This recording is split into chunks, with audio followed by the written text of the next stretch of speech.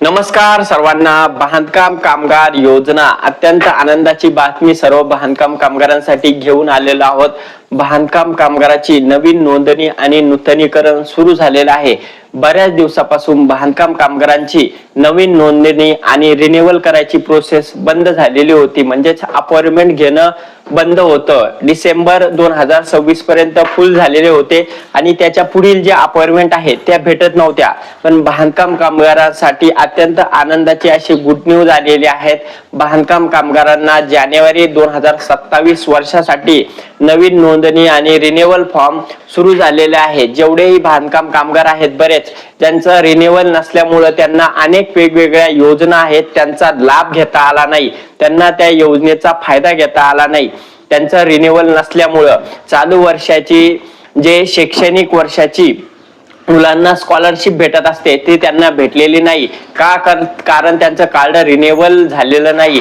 Card renewal होण्यासाठी त्यांना त्यांच्या तालुक्यामध्ये त्यांच्या जिल्ह्यामध्ये त्यांना अपॉइंटमेंट भेटलेली नाही। सगळ्या बांधकाम कामगारांना इतक्या दिवस या योजनेपासून ज्या योजना भेटलेल्या नाही त्यांना आता लवकरात लवकर तुमची अपॉइंटमेंट घ्यायची आहे। तुमची बांधकाम कामगार मध्ये तुमच्या तालुक्यामध्ये नवीन नोंदणी आणि नूतनीकरण करायचं आहे। ज्या बांधकाम कामगारांचं कार्ड रिन्युअल करायचं आहे अशा सगळ्यांनी लवकरात लवकर तुमचं कार्ड रिन्युअल करून घ्या। कारण जून जुलै पर्यंतच तारखा भेटत आहे, त्याच्या पुढच्या तारखा भेटत नाही आणि एक दोन तीन दिवसामध्ये एक महिना फुल होत आहे। पूर्ण जिल्ह्यामध्ये बांधकाम कामगाराची नवीन नोंदणी आणि रिन्युअल सुरू झालेला आहे।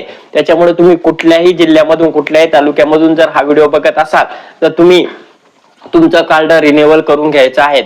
जर तुम्हाला बांधकाम कामगारासंदर्भात काही प्रश्न असेल, कशा पद्धतीने रिन्युअल करायचं, 90 दिवसाचा कोणता फॉर्म जोडायचा, कुठलीही काही अडचण असेल तर कमेंट करा।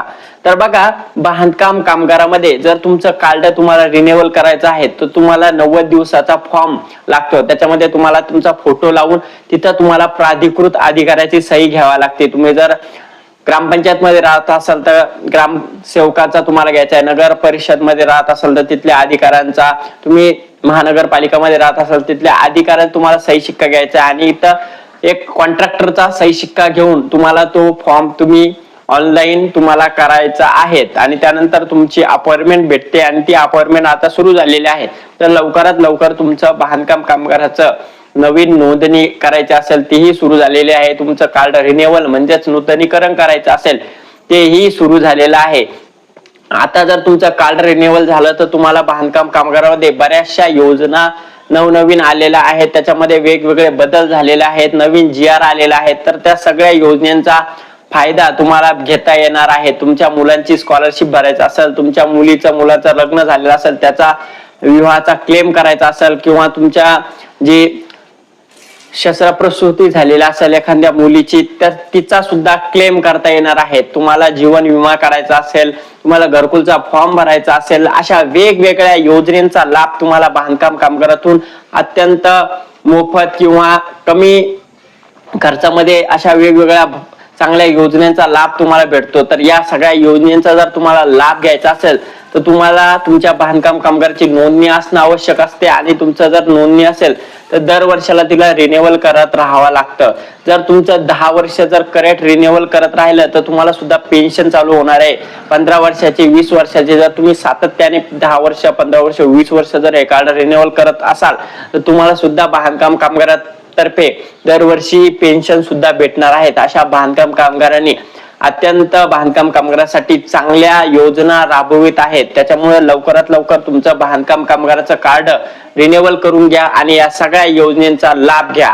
असेच नवनवीन व्हिडिओ बघण्यासाठी आताच आपल्या चॅनलला सबस्क्राईब करून ठेवा।